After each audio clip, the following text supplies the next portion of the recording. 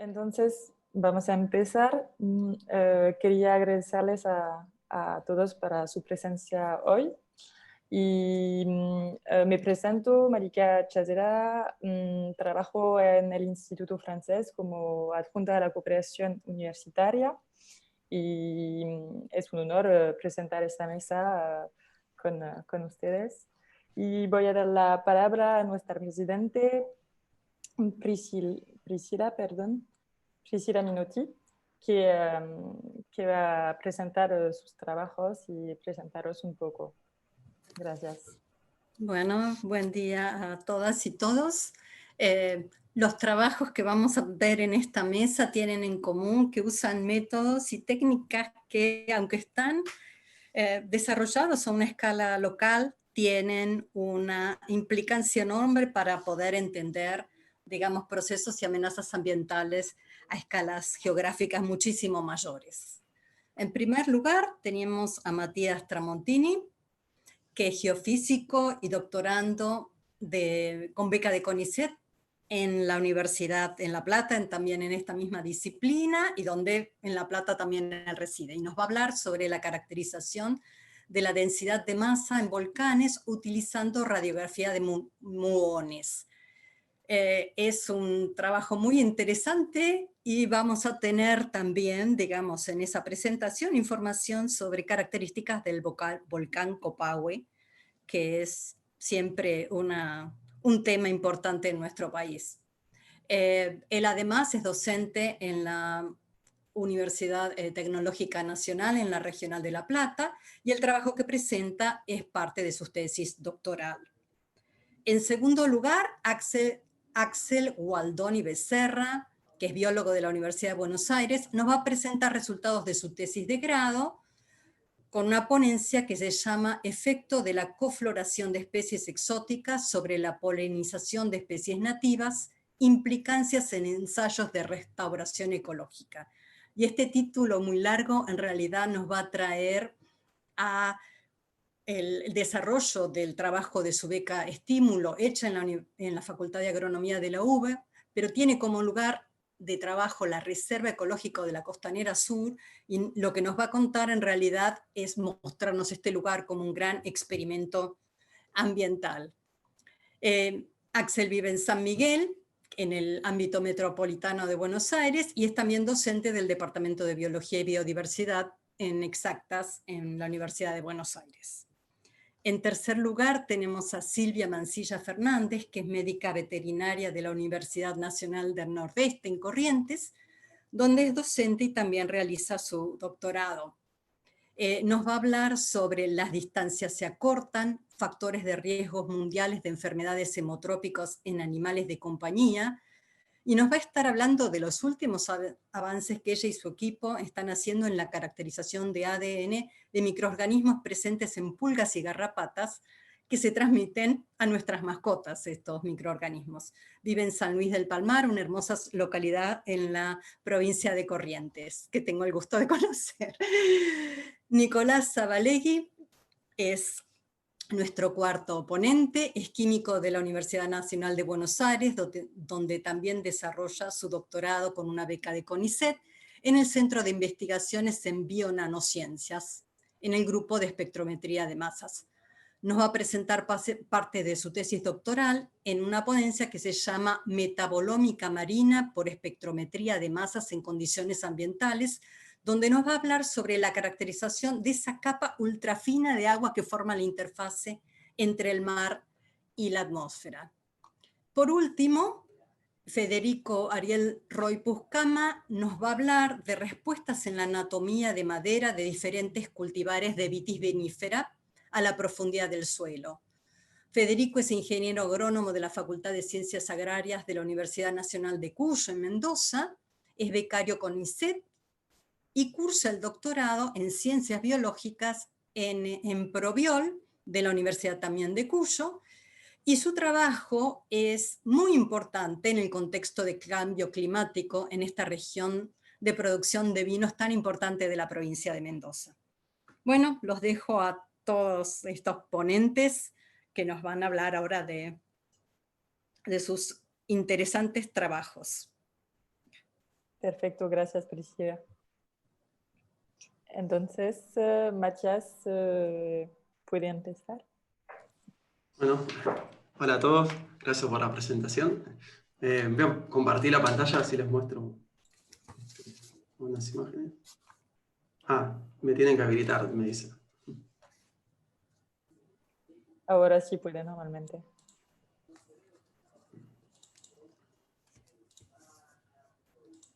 Bueno, ahí se debería ver. Bueno, este trabajo de investigación se desarrolla en el marco de una colaboración entre la Facultad de Ciencias Astronómicas y Geofísicas de la Universidad Nacional de La Plata, el Instituto de Física de la Tierra de París y el Instituto de Física del Océano Infinito de Lyon. Con este trabajo proponemos utilizar un método geofísico que se llama radiografía de muones para estudiar la estructura interna de volcanes. Esto es, estudiar cómo está distribuida la masa dentro de ellos. Y para la parte aplicada, prevemos utilizar este método para estudiar el volcán Copahue en Argentina. Voy a comenzar hablando un poco sobre la actividad volcánica, luego continuaré con la radiografía de muones, y por último voy a mostrar algunos estudios preliminares que hemos realizado sobre la factibilidad de aplicar este método al volcán Copahue. Las erupciones volcánicas ocurren todo el tiempo, más de una docena de volcanes están en erupción en algún lugar de la Tierra en cualquier momento dado, y alrededor de 100 entran en erupción a lo largo de cualquier año.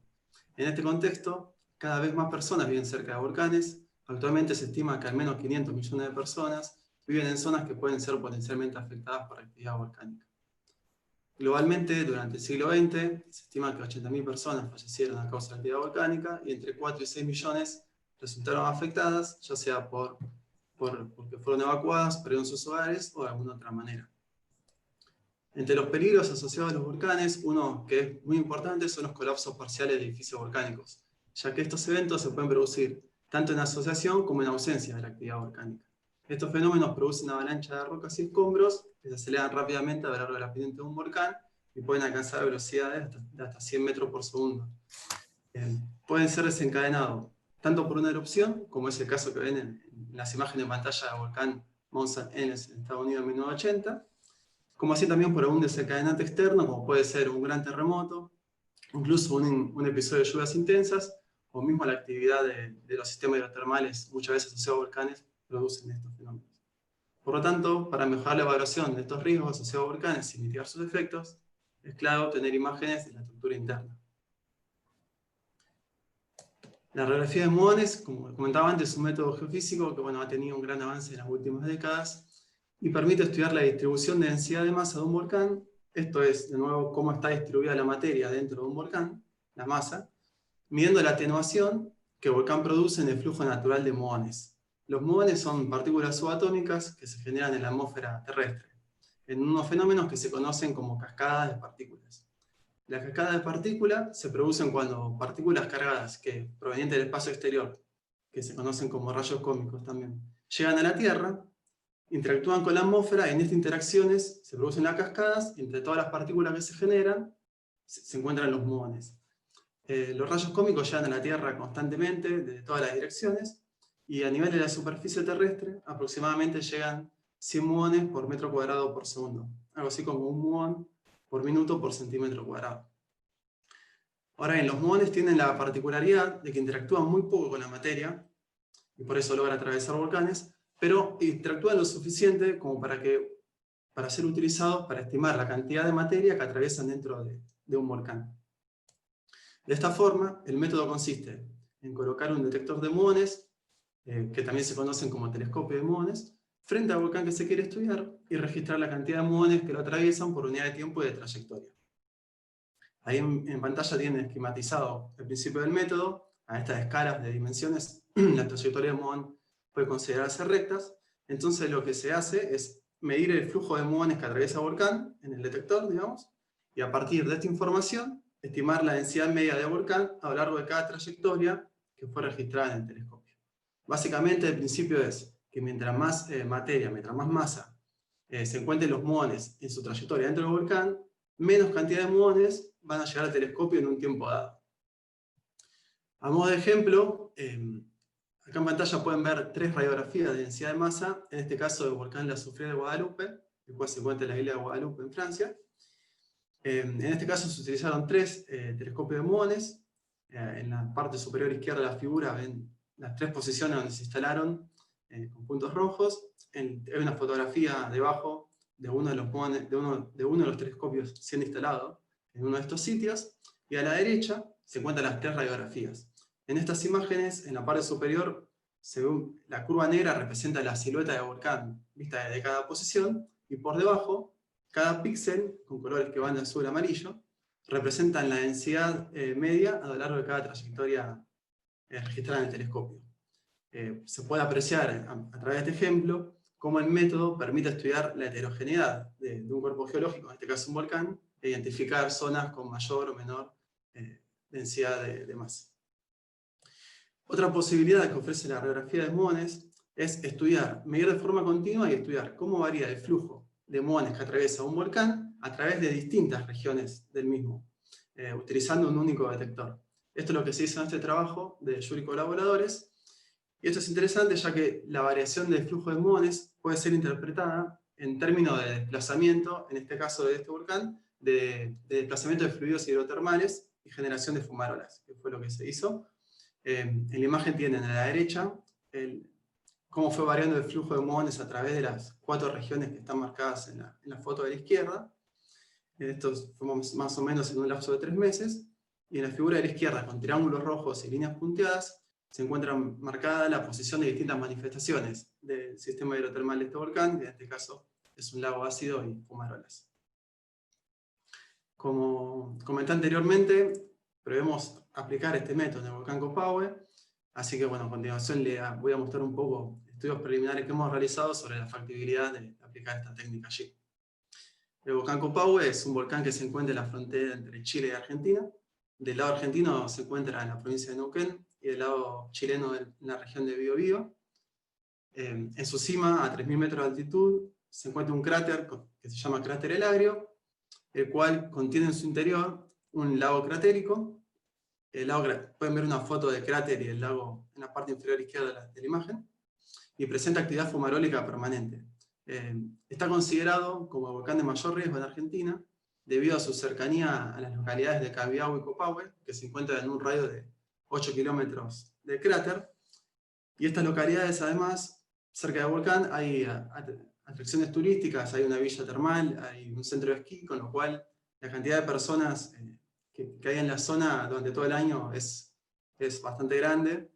Y desde el año 2012 este volcán presenta manifestaciones casi de forma permanente, es un volcán con mucha actividad. En base a los estudios que hemos realizado, encontramos que la posición óptima para instalar el telescopio de muones es la que se encuentra representada en pantalla con una esfera celeste, en un sitio que se conoce con el nombre de Las Vertientes, que se encuentra a 600 metros del cráter. En esta posición, los espesores de roca involucrados en realizar una radiografía se muestra acá en esta figura. Con espesores de roca me refiero a la cantidad de roca que deberán atravesar los muones para lograr llegar al telescopio. En esta figura se encuentra graficada la posición del telescopio con una esfera negra. Con rectas grises se encuentran representadas las distintas trayectorias que el telescopio es capaz de detectar, y los valores de espesor de roca en cada una de estas trayectorias están graficados en la intersección de cada trayectoria con la topografía. Desde esta posición, con estos espesores de roca involucrados, y en un periodo de 3 meses, estimamos que se alcanzaría una resolución en la radiografía menor a 0,2 en gran parte de la imagen que se obtendría, alcanzando 0,1 gramos por centímetro cúbico en la mayoría de las trayectorias. A modo de conclusión, la radiografía de muones ofrece varias ventajas que podrían ser clave para sobrepasar los límites de la caracterización tradicional de volcanes. Por un lado, porque implica la instalación de un único instrumento para estudiar un cuerpo de muy grandes dimensiones, como son los volcanes. A su vez es un método pasivo, en el sentido de que utiliza partículas que se generan naturalmente en la atmósfera y no requiere inyectar ningún tipo de señales del subsuelo. Y a su vez estos instrumentos tienen una gran autonomía, con lo cual es posible realizar mediciones por lapsos prolongados sin ningún tipo de mantenimiento. Por lo tanto, bueno, la radiografía de muones resulta adecuada para caracterizar las variaciones espaciotemporales de densidad de masa en volcanes, y su integración con otras metodologías podría ser empleada para analizar riesgos de daños producidos por actividad volcánica. Eso es todo, muchas gracias por su atención.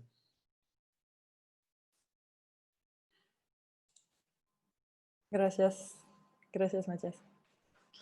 Entonces, Axel, ¿puedes seguir, por favor? Sí. ¿Se ve bien? Va, pongo compartir.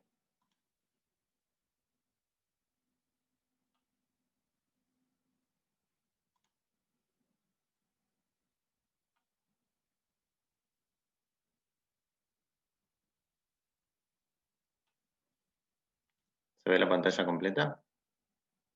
Perfecto. Bueno, gracias por la presentación también, y yo les vengo a contar parte del trabajo de mi tesis de licenciatura, que es efecto de la cofloración de especies exóticas sobre la polinización de especies nativas y principalmente implicancias en ensayos de restauración ecológica. Este trabajo fue realizado dentro del Laboratorio de Sistemática y Biología Reproductiva en Plantas Vasculares del Departamento de Biodiversidad y Biología Experimental de la Facultad de Ciencias Exactas y Naturales de la Universidad de Buenos Aires, y este laboratorio también es parte del Instituto de Micología y Botánica, UBA-CONICET. Bueno, la polinización mundialmente genera más de 153.000 millones de euros anuales. Y esto es muy importante para muchos cultivos, ya que, por ejemplo, el 84% de los cultivos en Europa son polinizados por insectos. Y además, hay estudios en Alemania, en áreas protegidas, que en 27 años se ha llegado a perder el 75% de la biomasa de insectos. Y esto fue realizado en áreas protegidas y no en áreas antropizadas. El impacto antropogénico generado claramente por el humano sobre los polinizadores está dado principalmente de tres maneras. Uno es mediante el cambio en el uso del suelo. Esto está dado principalmente por la deforestación y por la fragmentación de hábitats naturales que generan que las interacciones de plantas y animales que se han desarrollado durante millones de años se vean interrumpidas. Además, otro de los impactos es mediante la introducción de plantas y polinizadores exóticos que refuerzan este tipo de impactos mediante la disrupción de las redes de polinización que se han desarrollado durante mucho tiempo. Y el tercer tipo de impacto es mediante el calentamiento global, que afecta de dos maneras.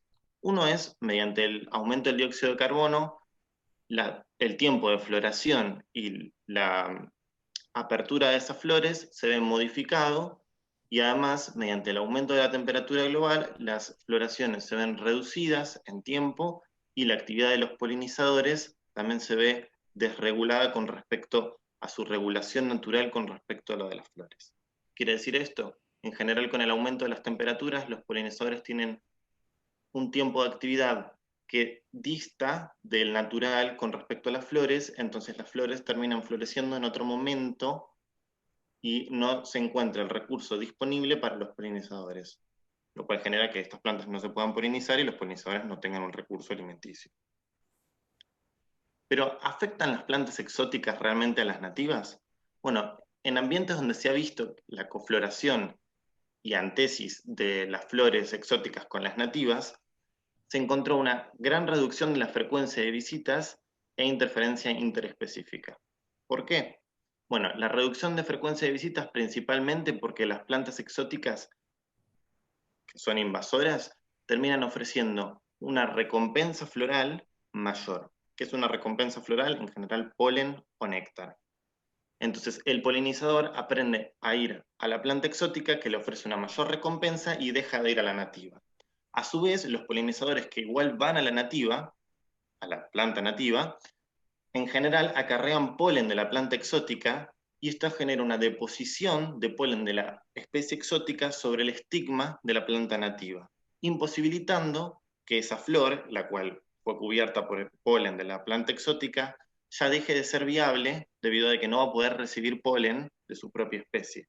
Y esto es crítico en especies autoincompatibles que dependen de la polinización cruzada para su polinización.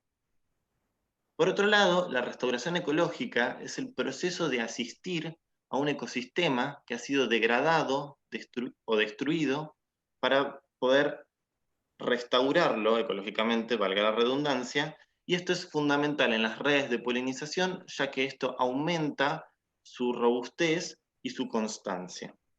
En este trabajo se utilizó la Reserva Ecológica Costanera Sur como un ejemplo de restauración ecológica. Pero particularmente, veamos dónde está emplazada la Reserva Ecológica Costanera Sur. Está en el área metropolitana de Buenos Aires, al este de la ciudad de Buenos Aires. Acá tenemos una imagen satelital y acá tenemos un plano. La reserva es un área natural protegida de 350 hectáreas, producto del rellenado de la costa del Río de la Plata en la Ciudad Autónoma de Buenos Aires a fines de la década de 1970.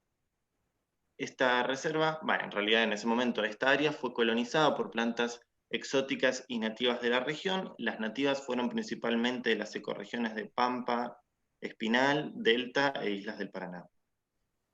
Y desde 1970 hasta hoy en día, además de ser colonizada por estas plantas nativas, también fue colonizada por plantas exóticas.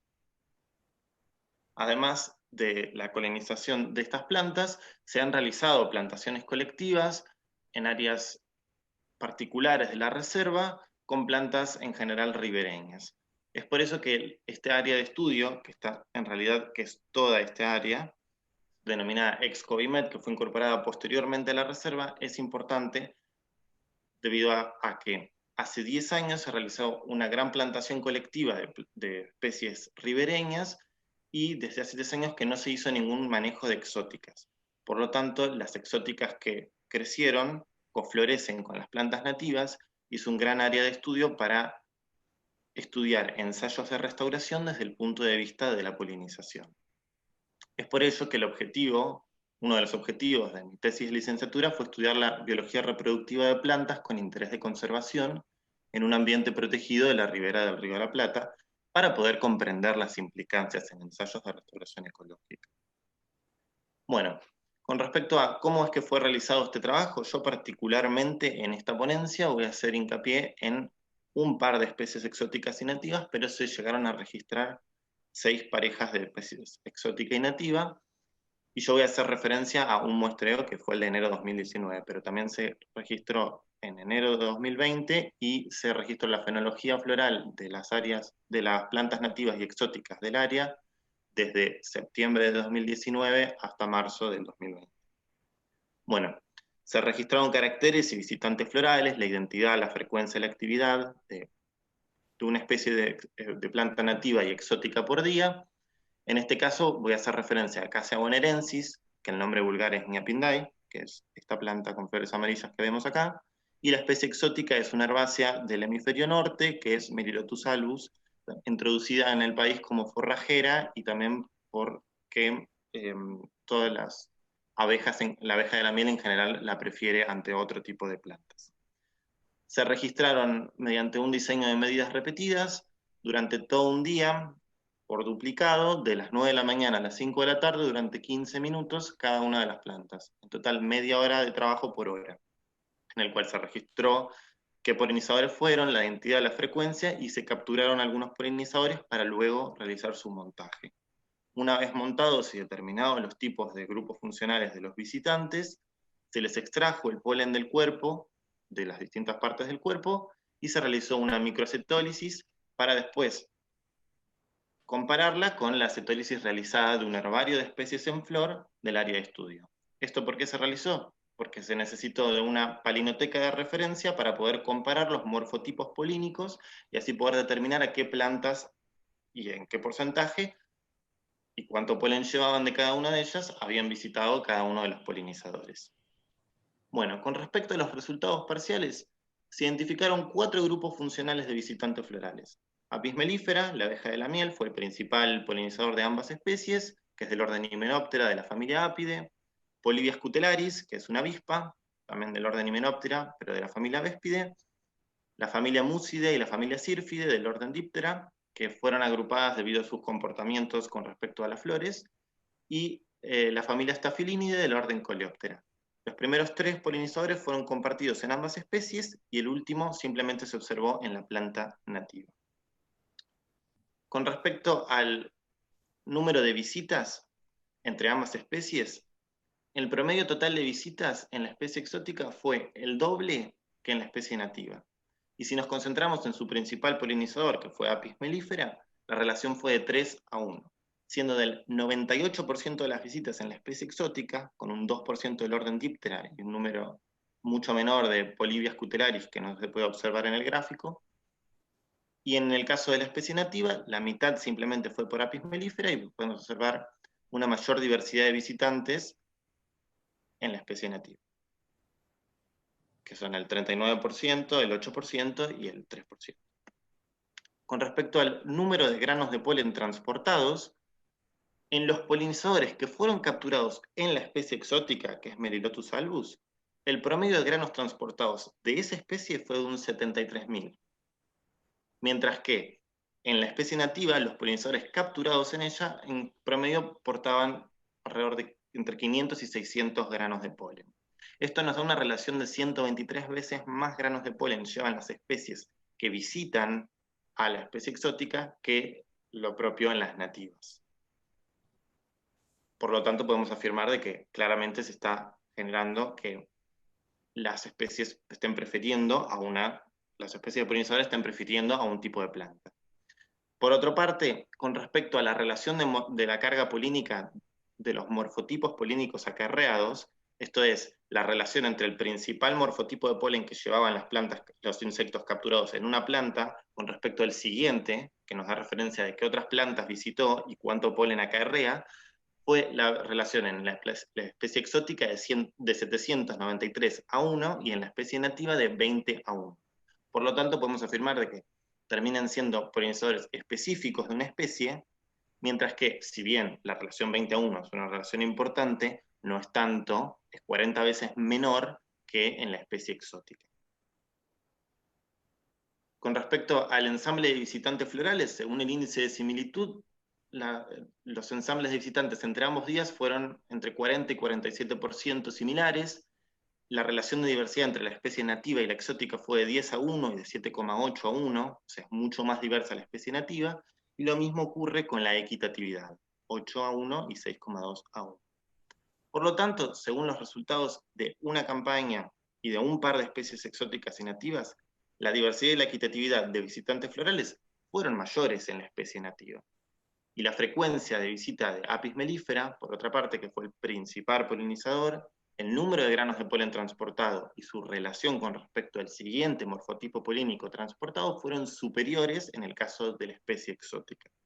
Por lo tanto, con los resultados de esta campaña, la cofloración de Melilotus albus estaría afectando negativamente la polinización de Acacia bonaerensis en la Reserva Ecológica Costanera Sur, potencialmente afectando su éxito reproductivo. Bueno, muchas gracias a los organizadores de la jornada y a ustedes por su tiempo. Gracias, Axel. Vamos a seguir con la tercera presentación. Con Silvia, por favor.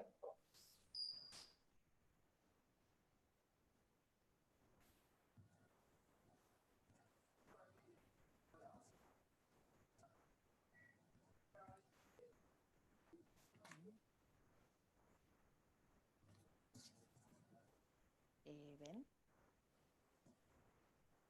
Hola, ¿me escuchan? ¿Me ven? ¿Cómo están? Bueno, mi nombre es Silvia Lorena Mancilla, soy doctorando de la Facultad de Ciencias Veterinarias de la Universidad Nacional del Nordeste, en Corrientes, Argentina.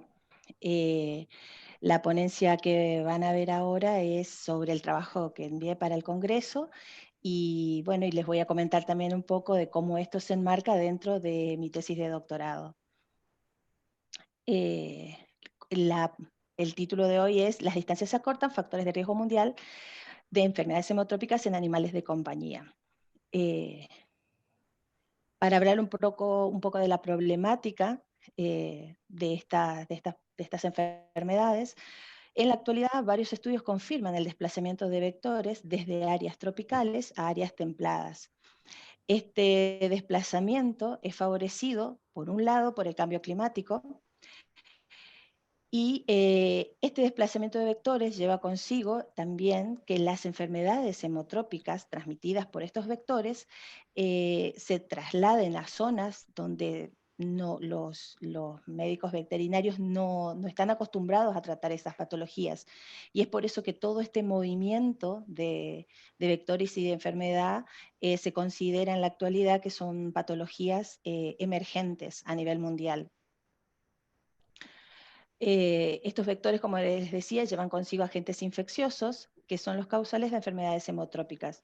¿Qué es una enfermedad hemotrópica? Es una enfermedad donde el agente infeccioso parasita específicamente la sangre del huésped. A esta problemática se suma que las mascotas en la actualidad tienen un rol diferente al que tenían hace unos años atrás. Hoy por hoy los propietarios se trasladan con sus mascotas y esto facilita la llegada de vectores a nuevas regiones que en esas regiones experimentan de por sí ya variaciones, sobre todo cuando uno habla de, para que un vector se instale en una región, y con respecto a, más que nada nosotros estudiamos mucho enfermedades transmitidas por garrapatas, se tiene en cuenta la temperatura mínima de una región y la humedad. Y esos son los cambios ambientales que hoy experimentan. En la mayoría de las regiones, las temperaturas mínimas son superiores a las que eran hace 10 años atrás, 20 años atrás, y todo eso se está registrando cada vez más. Ese cambio climático es lo que hace que un vector permanezca y se empiece a multiplicar en una nueva región.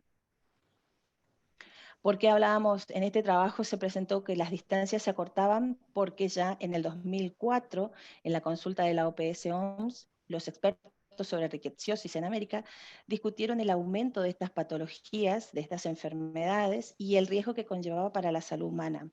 Porque además del estrecho contacto que tienen las personas con las mascotas, tenemos que considerar que la mayoría de las enfermedades rickettsiales son zoonosis, o sea, son enfermedades transmitidas de los animales a las personas y viceversa. En la Argentina hay muchos reportes de casos, sobre todo en el área metropolitana de Buenos Aires, que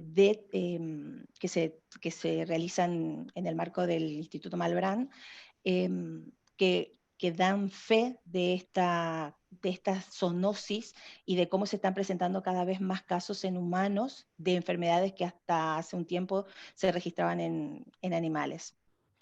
El desplazamiento de las mascotas se suma a todo esto y hace que las familias deben comenzar a considerarse, o sea, el desplazamiento de la mascota junto con la familia debe considerarse un factor de riesgo contemporáneo.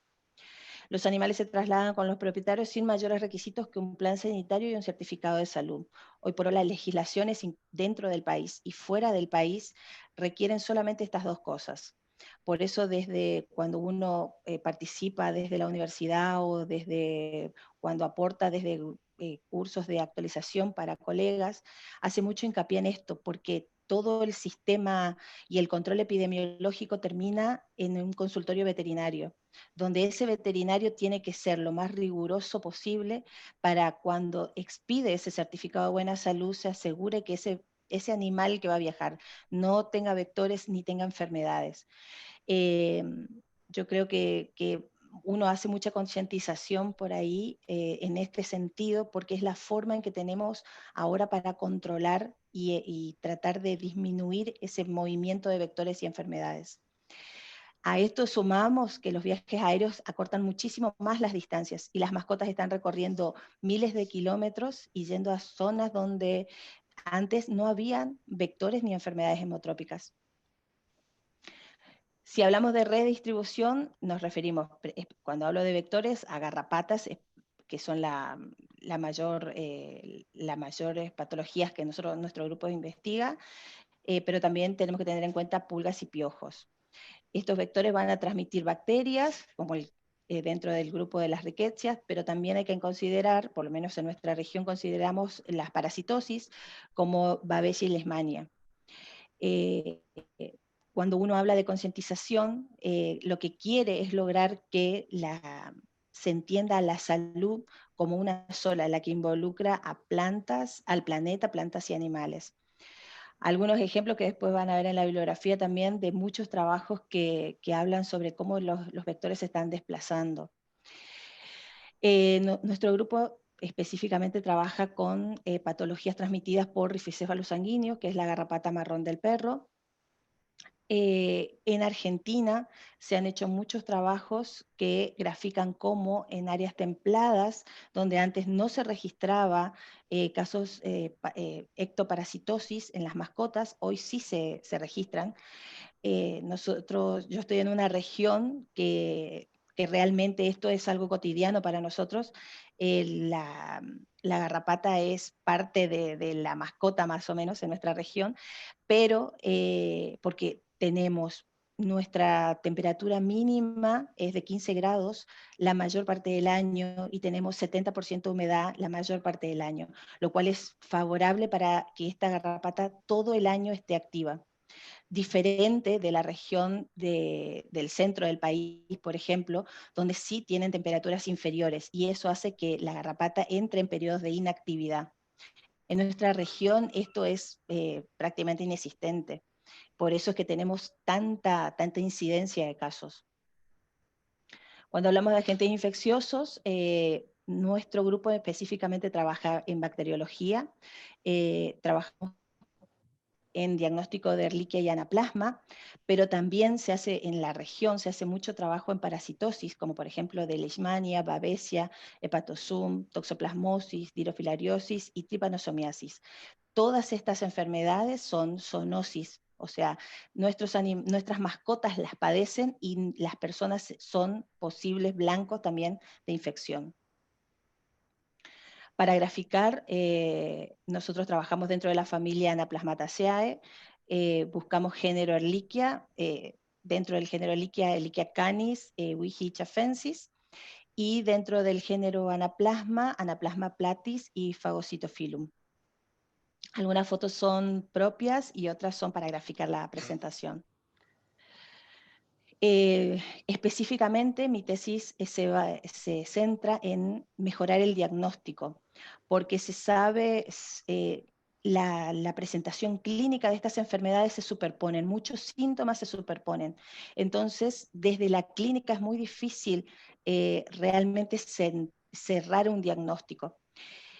Entonces, el foco de mi tesis es trabajar en el diagnóstico. Y el diagnóstico molecular lo que nos brinda es la posibilidad de confirmar con una alta tasa de sensibilidad las enfermedades transmitidas por vectores.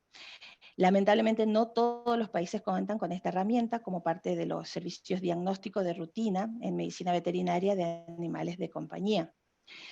Y la salud de perros y gatos debería ser considerada una prioridad a nivel gubernamental en países en desarrollo, exigiendo un escaneo completo de enfermedades infecciosas para permitir el traslado de las mascotas. Esta es una foto de las primeras corridas que pude poner a punto. El grupo empezó a trabajar desde el 2017, somos un grupo de veterinarios, biólogos moleculares, bioquímicos, bacteriólogos moleculares, y la verdad es que fue un verdadero desafío en nuestra región poner a punto este tipo de técnicas. Yo realizo mi trabajo de investigación en el Instituto de Medicina Regional, que es un instituto dependiente de la Universidad Nacional del Nordeste, situado en la ciudad de Resistencia, Chaco. Por el momento estamos haciendo PCR convencional, utilizamos columnas de extracción comercial para el procesamiento de las muestras de ADN, recepcionamos muestras de caninos, específicamente yo trabajo con caninos y en ehrlichiosis, de toda la región, tenemos muestras de Formosa, de Corrientes, de Chaco, de Misiones, de Santa Fe, así que tenemos un backup de muestras bastante grande.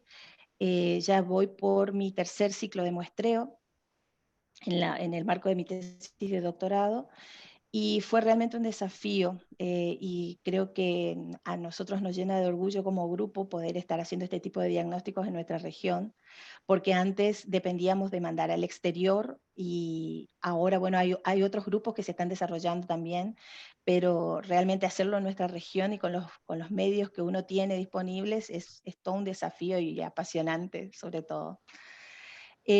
Hacemos PCR convencional para la familia Anaplasmataceae primeramente, después se hace un tamizaje para la familia, para el género Ehrlichia y Anaplasma. ¿Por qué Ehrlichia y Anaplasma? Porque nos dimos cuenta que al principio, cuando nos planteamos los objetivos de la tesis, pensábamos que la incidencia de Ehrlichiosis iba a ser mayor.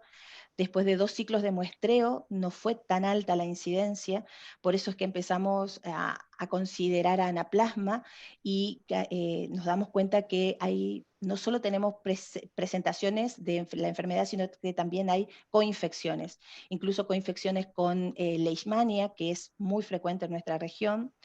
Y entonces los pacientes experimentan una gama variadísima y prácticamente única en cada uno de ellos de síntomas, porque no padecen solo una patología, sino que hay comorbilidades.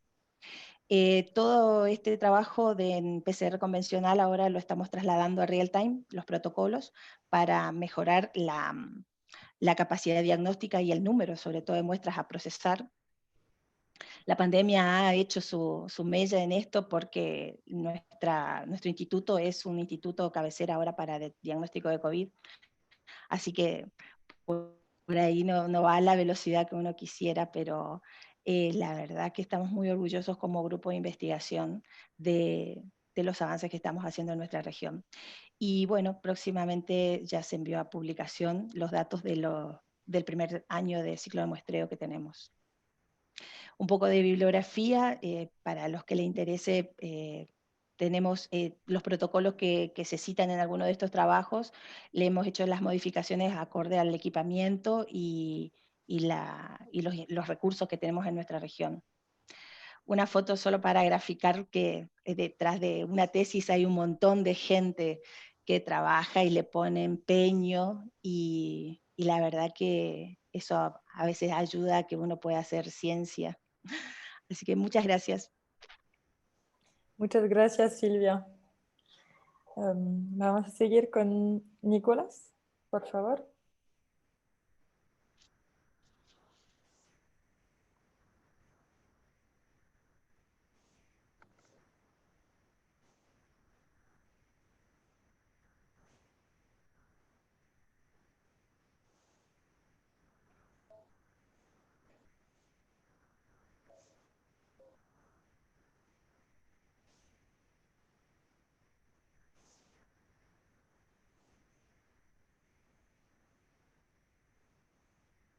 Me dice que no puedo iniciar la función porque está compartiendo Silvia, ¿puede ser?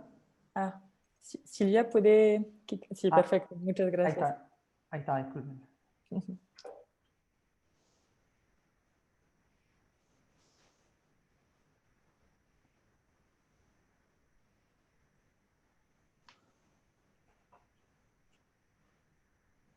Ahí estoy compartiendo, no sé si se...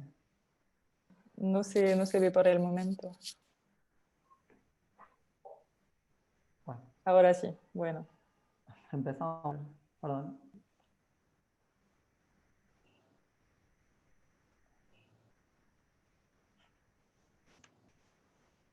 Ahí estamos. Bueno, muchas gracias a todos por estar presentes virtualmente. Mi nombre es Nicolás Zabalegui. Les voy a presentar la charla Metabolómica marina por espectrometría de masas en condiciones ambientales. Antes que nada, les quería dar una breve definición de lo que es la metabolómica. La metabolómica es el campo que estudia los cambios en los niveles de metabolitos en sistemas biológicos mediante plataformas analíticas sofisticadas informáticas. Los estudios metabolómicos pueden ser realizados de dos formas. Se habla de estudios dirigidos y no dirigidos. En particular, este es un estudio no dirigido. Bueno, tiene la particularidad de que se intenta caracterizar la mayor cantidad posible de moléculas pequeñas en un sistema biológico. En este caso particular se trata del metaboloma marino. La composición química de la superficie del océano influye en los procesos físico-químicos que ocurren en la interfaz aire-agua, conectando la biogeoquímica del océano con la química atmosférica en la capa límite marina. Me parece oportuno empezar definiendo uno de los principales sujetos de este trabajo, la microcapa superficial marina, o SML por sus siglas en inglés. Se trata de la capa límite superior del océano, cuyo espesor es variable entre 10 micrones y 1 milímetro dependiendo del estado del océano. Nuestra motivación en este estudio fue comprender cómo los compuestos orgánicos de origen marino influencian la formación de aerosoles en la capa límite marina, ya que esto tiene potenciales impactos en la higroscopicidad de los aerosoles, en los flujos radiactivos y en las propiedades de los núcleos de condensación. Por ello es que apuntamos a realizar una caracterización química profunda, es decir, a nivel molecular, de la SML, ya que esto permite vincular la composición del agua de mar con la de los aerosoles atmosféricos, los cuales impactan a su vez en la calidad del aire y en el cambio climático. Bueno, fue un estudio en conjunto entre 3 instituciones científicas, la institución Tropos de Alemania, Iselion de Francia y Civion en Argentina. Se llevó a cabo una campaña de campo en las islas de Cabo Verde, donde se colectaron muestras de agua de mar y se realizaron experimentos de generación de aerosoles en campo. Las muestras colectadas luego fueron enviadas hacia Tropos. En particular, las muestras que fueron utilizadas en este estudio fueron liofilizadas y subsecuentemente se enviaron hacia Civion en Argentina. En Civion se desarrolló y se optimizó el método analítico antes de realizar el análisis propio de las muestras, digamos. En el estudio se colectaron 2 tipos de muestras distintas, las muestras de SML y muestras pareadas de agua subyacente denominadas ULW. Bueno, aquí pueden ver algunas de las preguntas científicas que quisimos abordar. ¿Qué tipo de compuestos están presentes en las muestras de SML que pueden transferirse y participar en los procesos en la interfaz aire-agua? ¿Son aquellos compuestos que diferencian las muestras de SML de las muestras de agua subyacente responsables de la formación de aerosoles? ¿Son diferentes las muestras de SML y en ese caso estas diferencias están relacionadas con otros parámetros, propiedades o características medidas durante la campaña? Ahí les resalté, algunas de estas preguntas fueron respondidas en el artículo que se indica debajo. En cuanto a la estrategia analítica, se basó en el análisis de las muestras por una técnica denominada TM-DART-QTOF-MS, utilizando un enfoque, como les comenté, metabolómico no dirigido, basado en el descubrimiento de metabolitos nuevos. Se compararon ambas clases SML y ULW para encontrar especies iónicas discriminantes y se evaluaron las especies iónicas enriquecidas en las muestras de SML, ya que son indicativas de compuestos relevantes para la formación de partículas de aerosol. Las 22 muestras que se analizaron fueron colectadas en el 2017 y se guardaron a menos 20 grados hasta que fueron procesadas. Como se mencionó antes, se colectaron 2 tipos de muestras, SML y ULW. Ambos tipos fueron colectados por el método tradicional de la placa de vidrio y por un método alternativo, donde se utilizó un dispositivo automático que se denomina catamarán, que emplea placas rotativas. En lo que respecta a la preparación de las muestras, se realizaron blancos de preparación de muestras con agua ultrapura, también se utilizó agua de mar comercial, también se utilizó una solución de enalapril maleato para evaluar la exactitud de la masa exacta del instrumento, y 2 tipos de controles de calidad. Los controles se prepararon utilizando volúmenes iguales de todas las muestras. Los controles denominados QC-All se realizaron previo al proceso de liofilización de las muestras, mientras que los que se denominaron QC-Mix 22 se refieren al control de calidad luego de extraer los metabolitos y reconstituirlos en solvente, en acetonitrilo. El contenido salino elevado de este tipo de muestras fue realmente un desafío a la hora de realizar el análisis y decidimos abordarlo mediante la técnica análisis directo en tiempo real, o DART por sus siglas en inglés, para interrogar la composición de la materia orgánica disuelta de las muestras sin realizar un paso previo de desalinización. DART es una técnica de espectrometría de masas en condiciones ambientales. Es un grupo de técnicas en donde los iones se generan a presión atmosférica en un ambiente sin cerramientos, en donde el usuario, digamos, puede acceder.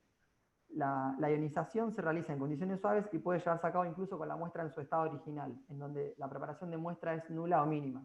Se pueden encontrar videos en donde, por ejemplo, se analiza una manzana directamente, la superficie de una manzana, se coloca el instrumento y se analiza. Es una técnica de ionización por plasma de muestreo directo, capaz de realizar análisis de sólidos, líquidos e incluso gases. Bueno, aquí hay algunos detalles más de la técnica. La muestra se expone a una corriente caliente de gas, de especies pueden ser atómicas o moleculares, son especies metaestables. En nuestro caso utilizamos helio porque es más sensible que el nitrógeno. Las moléculas desorbidas térmicamente se ionizan luego a través de mecanismos de transferencia de carga y de protón y son succionadas en la entrada del espectrómetro de masas. Bueno, es una técnica rápida ya que no requiere cromatografía, pero este es el hecho por el cual el análisis de los espectros de fragmentación es mucho más complejo. En este trabajo en particular se implementó una geometría denominada modo transmisión, como pueden ver en las imágenes, en la diapositiva de nuestro laboratorio. Las muestras se depositaron en una grilla de acero inoxidable, que luego se ubicó en un portamuestras, a su vez ubicado en un carril lineal, que fue digitalmente controlado. Esto se hizo para también minimizar la varianza en la posición de las muestras. Otra de las imágenes se puede ver la fuente de DART acoplada a la entrada del espectrómetro de masas. Bueno, este es el esquema del trabajo empleado. En la porción central se puede ver los residuos liofilizados se reconstituyeron en acetonitrilo. Las muestras reconstituidas luego se mezclaron en vórtex, favoreciendo la extracción de los metabolitos y finalmente se centrifugaron por 10 minutos. Este proceso dio como resultado que se obtenga un pellet de sal y un sobrenadante, el cual fue colectado para realizar el análisis. Aproximadamente 500 microlitros de muestras se recolectaron.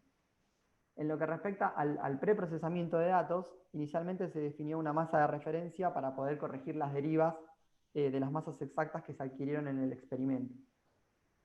Posteriormente se utilizó un software denominado Progenesis QI para extraer las variables metabólicas. Con este programa se identificaron y se integraron las señales de cada una de las variables para finalmente obtener las áreas correspondientes en una matriz de datos. Este proceso se denomina pick picking y dio resultado a la obtención de una matriz de 889 variables. Una vez que se obtuvo esta matriz, se aplicó un procedimiento estadístico denominado LOES para corregir fluctuaciones temporales de la señal de cada variable a lo largo del tiempo.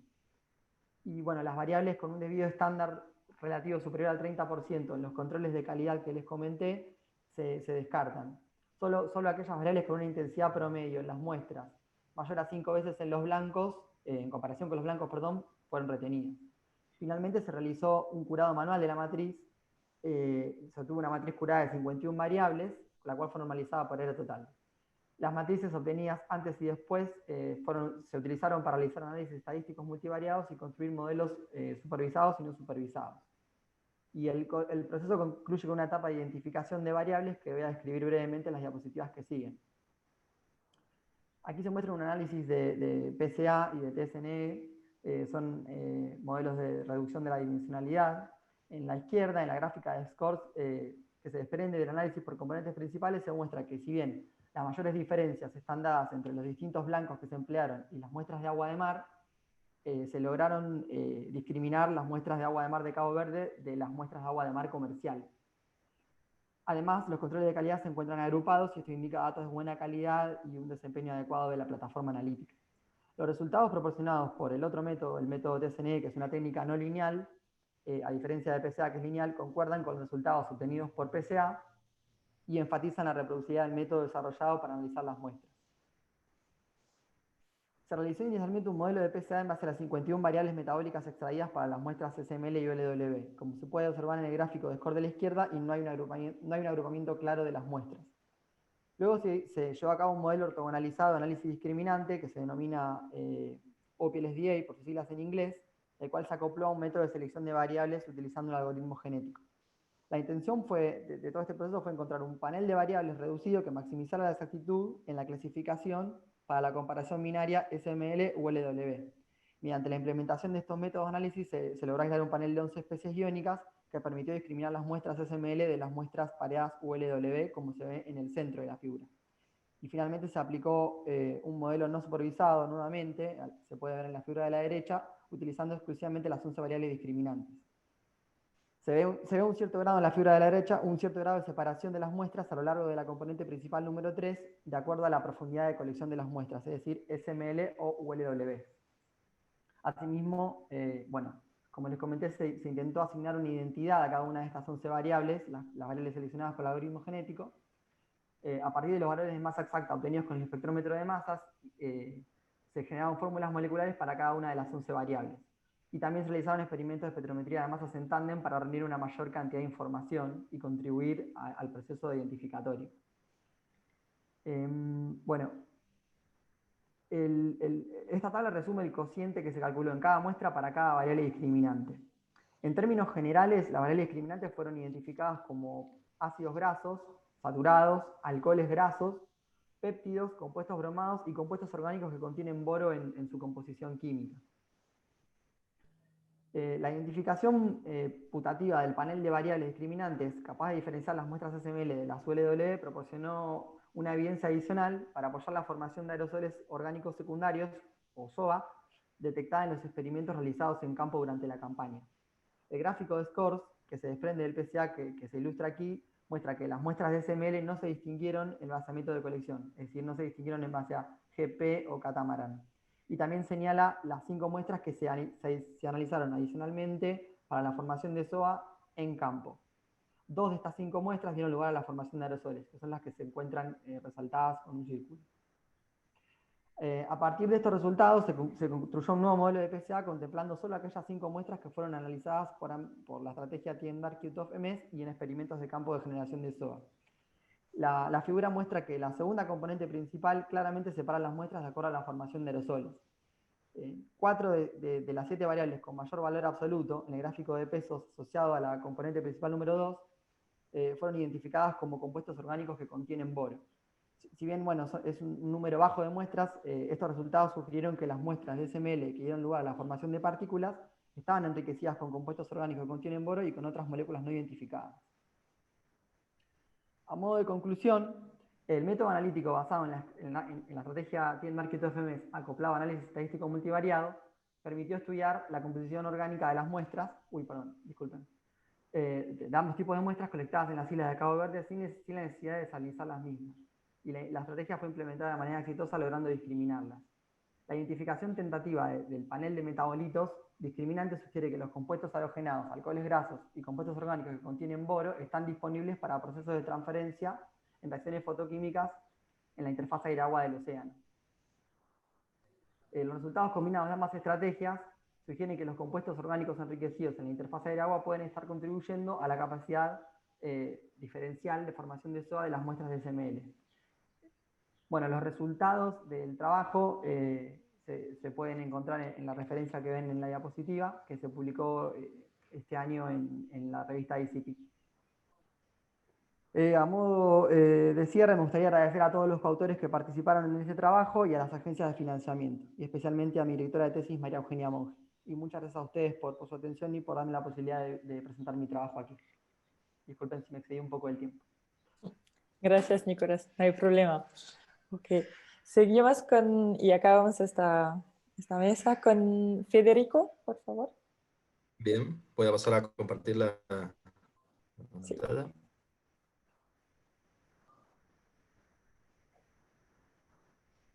Pueden verlo, ¿no?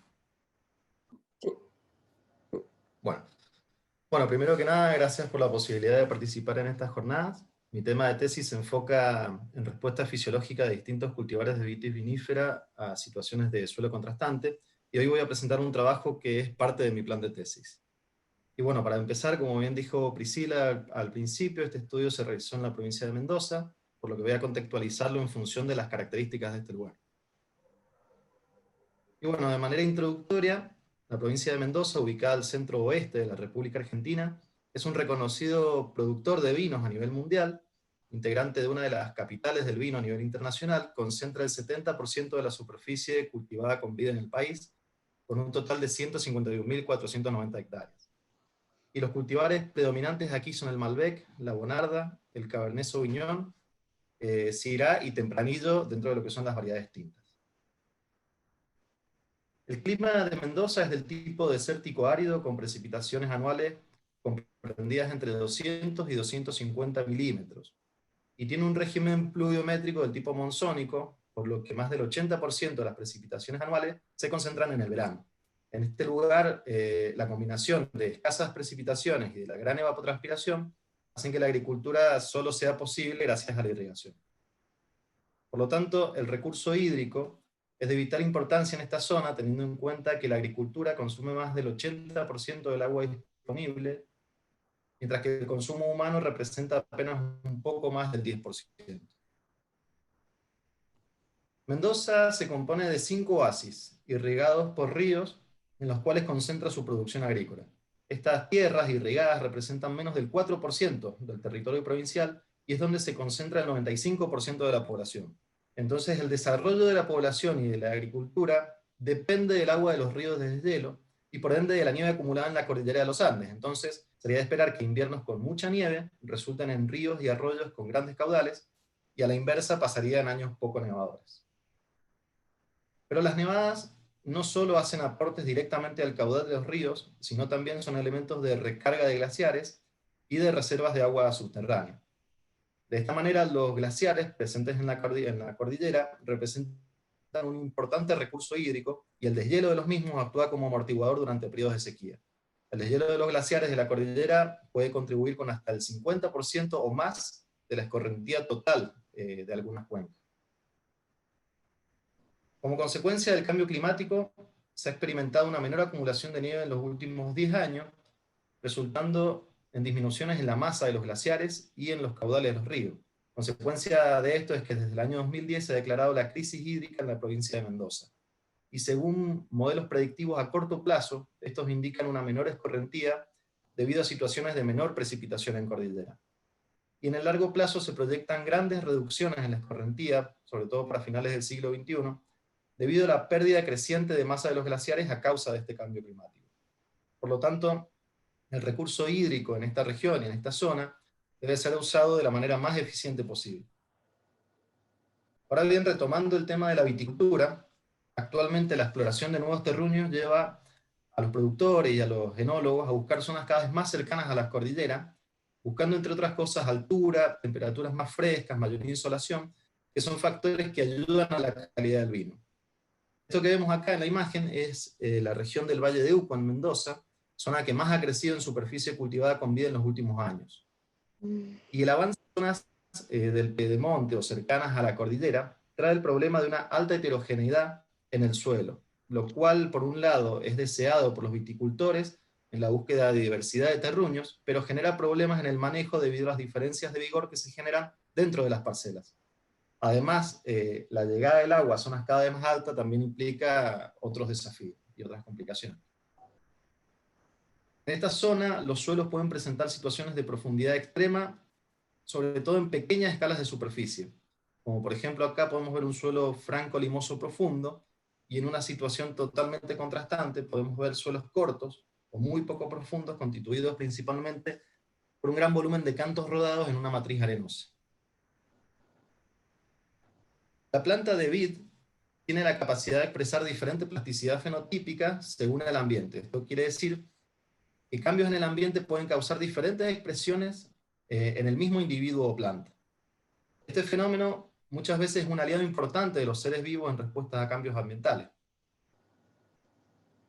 El estudio de la anatomía de la madera es una fuente importante de información sobre la ecofisiología de la planta, porque cambios como, por ejemplo, la frecuencia de los vasos o su tamaño en respuesta al ambiente puede ayudarnos a comprender cómo ellas responden al medio.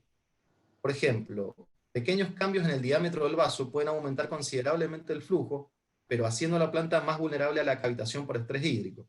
Entiéndase la cavitación a la aparición de burbujas en los vasos, los cuales cortan la sistemia en la conducción del agua. Y por otro lado, vasos más pequeños serían más resistentes al fenómeno de cavitación, pero su capacidad de conducción es mucho más baja. Por lo tanto, analizar la anatomía de los vasos cinemáticos puede ayudarnos a comprender cómo las plantas se adaptan a los ambientes que habitan y cómo enfrentan condiciones ambientales que muchas veces les son adversas. Por lo tanto, debido al contexto actual del recurso hídrico en esta zona y a la expansión de la frontera vitícola a regiones cada vez más extremas, es necesario conocer a fondo la ecofisiología de los cultivares con el objeto de realizar una gestión más eficiente del viñedo. El objetivo del trabajo que estoy presentando fue el de analizar la incidencia de dos suelos contrastantes en profundidad, llamados efectos prácticos suelo profundo y suelo corto, en la anatomía de madera del tronco principal de Vitis vinifera de los cultivares Malbec, Bonarda y Tempranillo, los cuales están implantados en una finca ubicada en el pedemonte de la cordillera de los Andes. Acá podemos ver una imagen de la finca donde se hizo el estudio, la cual está superpuesta con un mapa de conductividad electromagnética del suelo, el cual puede darnos una idea de la diversidad de suelos que existe en la zona. Aquí se seleccionaron 3 parcelas implantadas con los cultivares Bonarda, Malbec y Tempranillo, dentro de las cuales se caracterizaron 2 situaciones de suelo contrastantes. Estas contrastaban principalmente en profundidad, en textura, en volumen de roca y en la capacidad de retención de agua.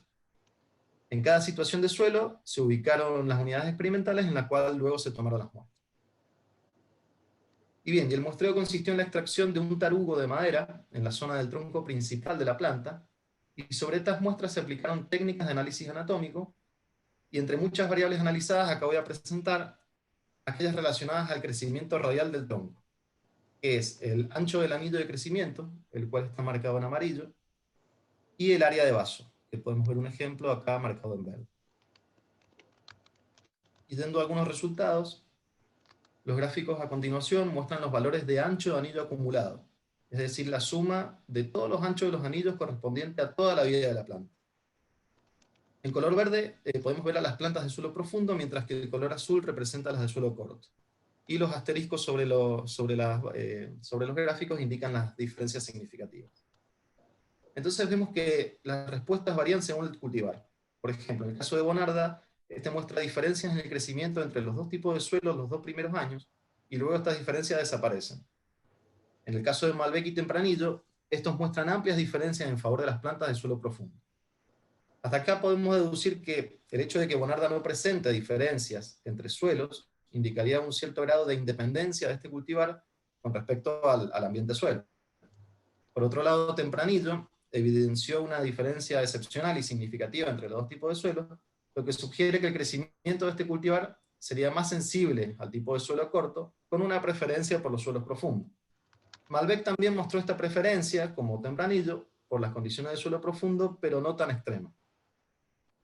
En este estudio observamos que la profundidad del suelo está directamente relacionada con la capacidad de retención del agua, es decir, que los suelos profundos retienen más agua que los cortos, y los valores más bajos, digamos, de retención de agua, serían los que podrían estar afectando el crecimiento de Malbec y Tempranillo, mientras que el cultivar Bonarda sería menos sensible a estas variaciones. Y este comportamiento diferencial entre cultivares también lo vimos reflejado en la variable área media de vaso. Podemos ver que Bonarda presenta vasos de mayor tamaño en plantas de suelo corto, y a su vez Tempranillo también presenta diferencia en el tamaño de sus vasos, pero en favor de suelos profundos. Por lo tanto, Bonarda adquiriría una mayor conductividad hidráulica en plantas de suelo corto por una modulación o por un ajuste en el tamaño de sus vasos, y lo contrario ocurre en Tempranillo en favor de los suelos profundos. Mientras que en el caso del cultivar Malbec, este no varía significativamente el tamaño de sus vasos, y su mayor crecimiento en suelos profundos podría explicarse por otras variables, como por ejemplo la densidad de vaso. Entonces, como conclusión, podemos decir que la anatomía cinemática del tronco varía según el suelo y el cultivar.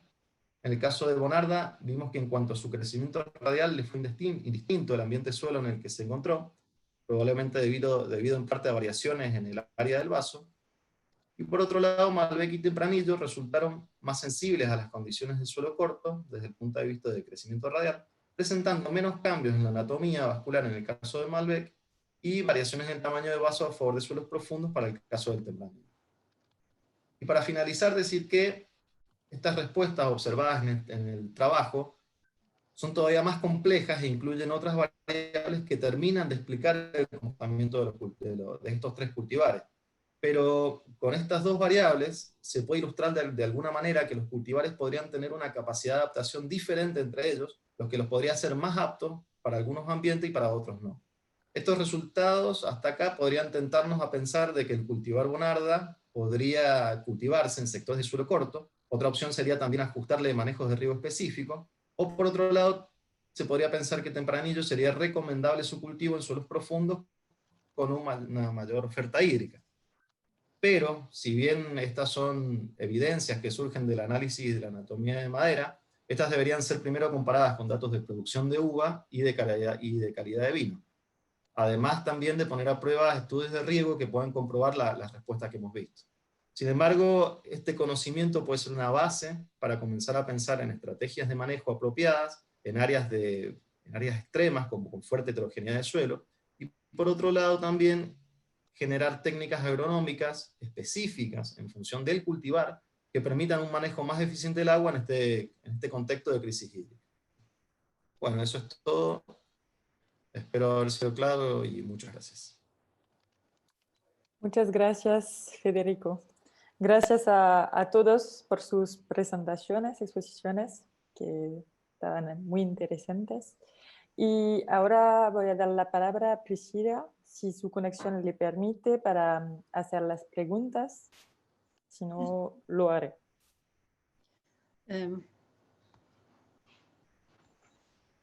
Bueno, teníamos como backup, yo iba poniendo las preguntas para que Malika pudiera leerlas.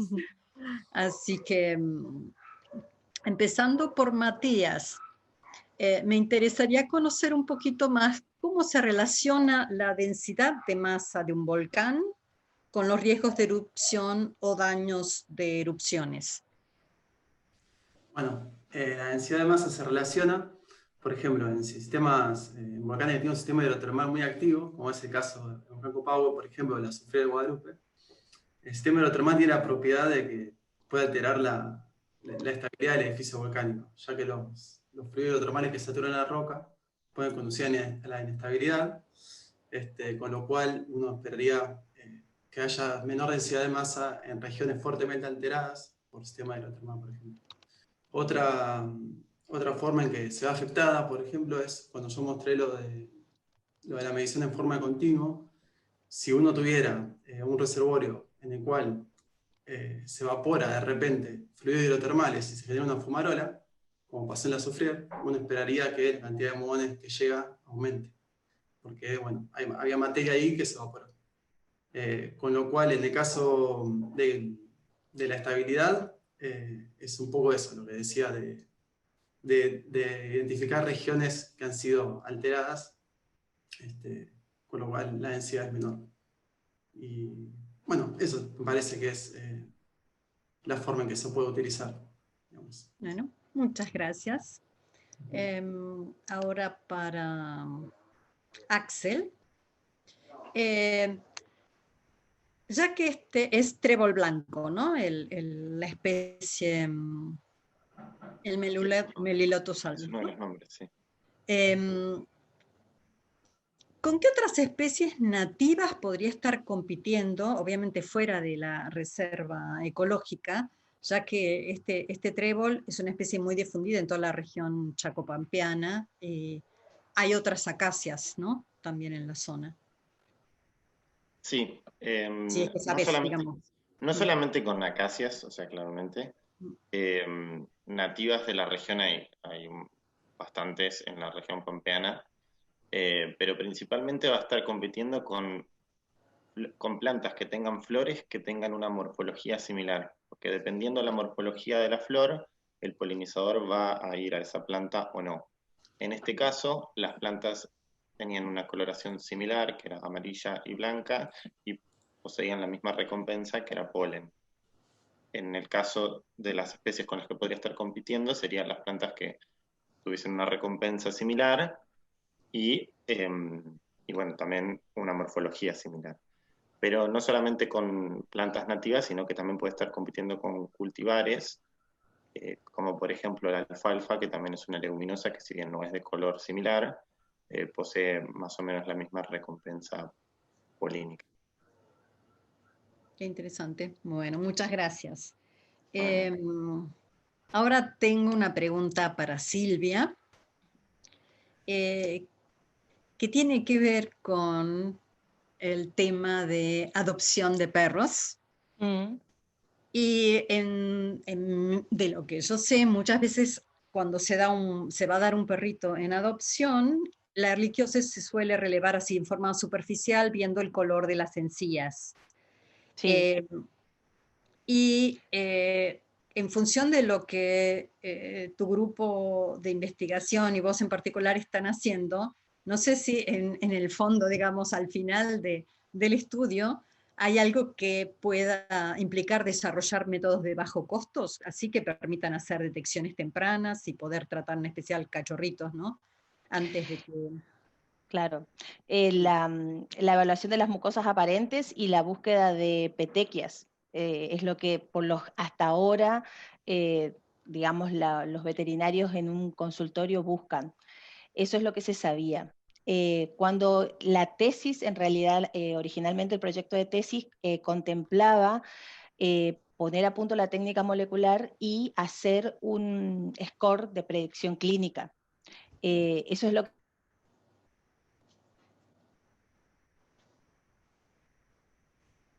está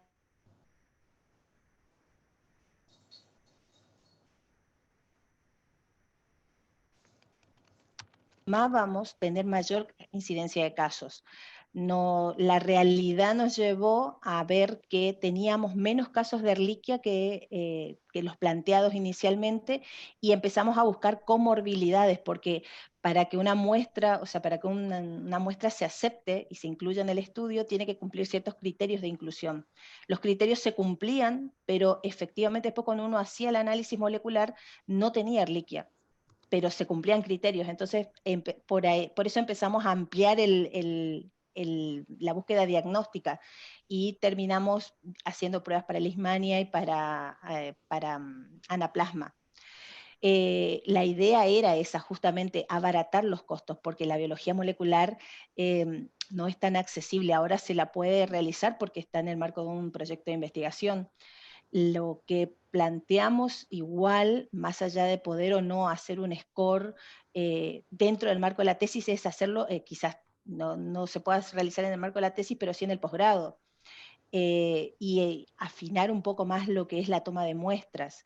Sí, lo que el grupo yo creo que ha generado es esto que vos decís, antes se buscaba muy pocos síntomas, y ya se ponía diagnóstico positivo o negativo a algo que realmente no era. A esa problemática que tenemos de la gran diversidad diagnóstica y de la diversidad clínica, digamos, y las pocas herramientas diagnósticas, hay que sumarle que para estas enfermedades solo tenemos una droga que se puede utilizar en medicina veterinaria, sin entrar en utilizar medicaciones que se usan en medicina humana, porque entonces así vamos, todo lo que sea con respecto a enfermedades transmitidas por vectores, hay mucho acostumbramiento a las drogas que se pueden utilizar. Entonces, por una cuestión ética, en medicina veterinaria tenemos muy acotado lo que es la batería para combatir estas enfermedades sin superponernos con la medicina humana. Porque entonces, si nosotros empezamos a darle a los animales medicación para humanos, cuando realmente se presenta en la zoonosis, va a haber resistencia ya a los antibióticos o medicaciones.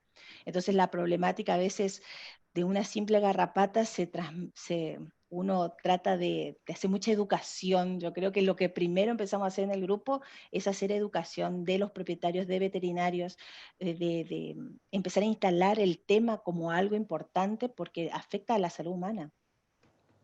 Pero la idea es, sí, abaratar los costos y poder llegar a hacer un mejor diagnóstico con costos más bajos, que no sea la biología molecular, digamos. Por ahora es lo que tenemos, y es biología molecular lo que realmente define un diagnóstico. Muchísimas gracias. Vamos ahora con Nicolás, que tiene la presentación más compleja en cuanto a todos los métodos usados, y también es la que me costó más redactar, porque bueno, tiene muchas cosas. El estudio que presentaste señala una metodología de análisis de la muestra de agua de mar que tiene, digamos, como cosa novedosa el que no las altera químicamente y por lo tanto puede permitir identificar compuestos que pueden informar mejor sobre esta relación agua y atmósfera. Pero justamente todo ese proceso de análisis, tanto la parte química como el análisis de datos, donde me siento mejor, digamos, es muy complejo. Entonces, mi pregunta va hacia si pensás que podría desarrollarse un equipamiento analítico, digamos, mucho más especializado para analizar muestras de agua de mar, que facilitara justamente la caracterización de estos compuestos claves que ustedes ya identificaron. Vos, Priscila, te referís a un equipamiento más sencillo que el que estuvimos No sé utilizando. si un equipamiento más sencillo, pero que incorporara, así como hoy en día mucho equipamiento analítico tiene incluido procesamiento de datos sin que el investigador tenga que hacerse cargo de toda la calibración, digamos, un montón de análisis para separar las muestras, cosa, no sé, algo que ya tiene incorporado en su procesamiento, que por ejemplo vos le pones que, bueno, todo te saque o te dé rápidamente, eso que vos dijiste que hiciste como además del tratamiento, digamos, de datos, un análisis posterior manual para todavía separar o identificar mejor aquellos compuestos que eran característicos del agua de mar y que no estaban en el agua de mar artificial, digamos, agua de mar natural. Bueno, si se te ocurre que eso podría desarrollarse, no necesariamente tu grupo de estudio, pero sí creo que es una idea interesante como un spin-off de tu trabajo, ¿no? Entiendo a dónde va la pregunta. Particularmente los estudios como los que realizamos nosotros tienen un cuello de botella cuando se llega a la etapa que vos comentás, que es la de identificar lo que a priori son variables, hacer una transformación y asignar una identidad química a esas variables. Y la verdad que sí, el trabajo en esa parte del esquema, digamos, es muy manual y consume mucho tiempo. Lo que por ahí comento es que hay bases de datos específicas. Yo ahora hablé en particular del metaboloma marino, pero por ejemplo, en lo que es salud, hay bases de datos específicas para que uno pueda identificar con mayor facilidad compuestos, por ejemplo, en levaduras o en lo que es salud. Sí, bueno, sí, por eso un poco pensé en que, bueno, algo similar podría desarrollarse para... Sí, se está trabajando mucho en eso, bueno, cada grupo en particular en lo que le toca, pero estas bases de datos asisten mucho en la etapa de identificación, porque lo que está pasando con los estudios metabolómicos es que a veces se publican trabajos y se sacan muchas conclusiones y no se aplica tanta rigurosidad a la hora de identificar las variables que uno obtiene con estos métodos de análisis estadístico multivariado. Y es importante por ahí. Si bien es muy manual, es importante que se le dedique tiempo y esfuerzo a hacer experimentos para corroborar que efectivamente las moléculas son las que uno está diciendo que son. Porque lo que sucede es que, si bien estos son equipos de alta resolución, con alta resolución me refiero a que la masa de las moléculas tienen 4 decimales y los mejores 5. Hay una diversidad estructural enorme y hay muchos isómeros. Es muy difícil asegurar con un grado de confianza alto que la identidad de las moléculas es la que uno está diciendo. Y bueno, para eso están todos los experimentos de fragmentación. Se hacen, normalmente se piden experimentos con estándares, o sea, cuando uno encuentra una molécula y dice, bueno, yo creo que es esta molécula, lo que tiene que hacer en realidad es conseguir el estándar, o a veces nosotros lo que hacemos, por ejemplo, hemos sintetizado la molécula para inyectarla para tener un patrón para comparar. Exacto, a ver si se fragmenta de la misma manera. Cuando usamos cromatografía, que ahora no hablé de cromatografía, pero a ver si tiene el mismo tiempo de retención en el sistema cromatográfico, el estándar versus la molécula que uno encontró. Volviendo a la pregunta, perdón si me fui un poco, es difícil esa etapa de identificación automatizarla o resumirla, pero hay esfuerzos que apuntan a eso, un poco por el lado de las bases de datos y por el lado de las librerías y de ir guardando la información. Si alguien ya encontró esa molécula y ya la caracterizó, uno puede tomar esa información y no invertir tanto tiempo en hacer experimentos de caracterización, porque ya lo hizo otra persona y bueno, va un poco por ese lado. No sé si terminé de responder bien. No, sí, el tema de ir formando bases de datos referenciales de estos compuestos que se dan en esta capa fina marina, creo que es algo muy importante. Y mis últimas preguntas son para Federico, donde hay dos cosas que me resultaron muy interesantes.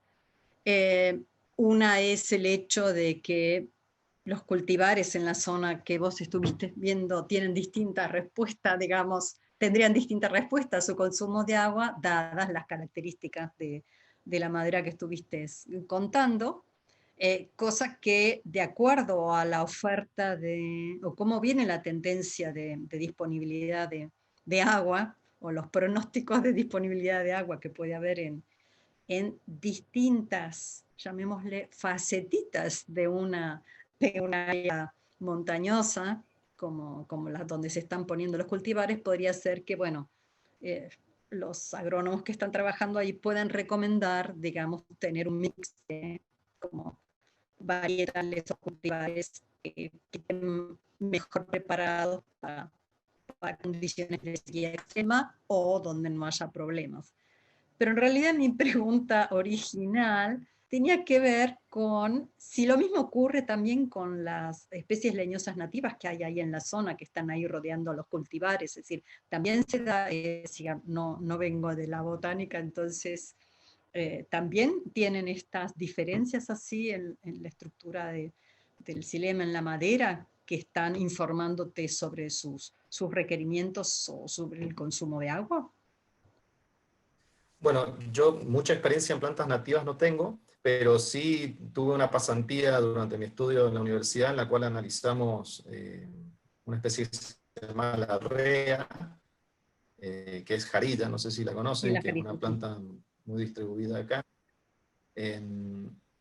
En situaciones también similares a la que estoy estudiando ahora, y se veían también, o sea, lo que se observaba morfológicamente eran respuestas a cambios en el área foliar, ¿no es cierto? En situaciones de suelo profundo, por ejemplo, teníamos áreas foliares más grandes, en contraste con situaciones de suelo más pedregoso, más corto, con áreas foliares más cortas. Y se observaba en estas situaciones de suelo corto, con menor oferta hídrica, una mayor densidad de la madera y una mayor densidad de vasos chicos. Porque en términos generales hay estudios que indican que plantas de ambientes más séricos, de ambientes más secos, presentan, digamos, este tipo de anatomía vascular con tamaños de vasos más chicos y más densos, sobre todo para no permitir la cavitación y continuar con la sistemia, y en lugares de zonas más húmedas, ¿no es cierto?, o más tropicales, podría decirse,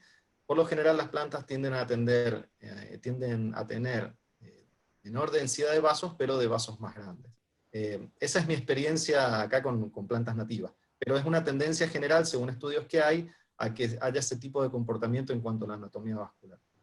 Bueno, muchísimas gracias a todos. Respondí He aprendido muchísimo hoy con sus exposiciones. Sí, muchas gracias a todos para sus presentaciones, gracias a Priscila para presidir esa mesa. Y no sé si tienen algunas preguntas sobre el trabajo de un otro ponente o algo así. Yo. Sí. No, le quería consultar a Matías, estuve tomando nota, si hay algún número mínimo de telescopios en los estudios que ellos hacen, o si es crítico el número o no influye tanto en los resultados, dependiendo de cómo es el ángulo. No es un área que conozca para nada, pero me interesaría saber un poco sobre el número de detectores. Sí, está buena la pregunta. A priori, digamos, mientras más telescopio uno tenga, y mientras más posiciones pueda instalarlo alrededor del volcán, mejor, o sea, mejor en el sentido que vas a tener una visión del mismo cuerpo de distintos puntos de vista. Por ejemplo, en el caso de la azufre que mencioné, ha llegado a ver 5 telescopios adquiriendo de distintos lados.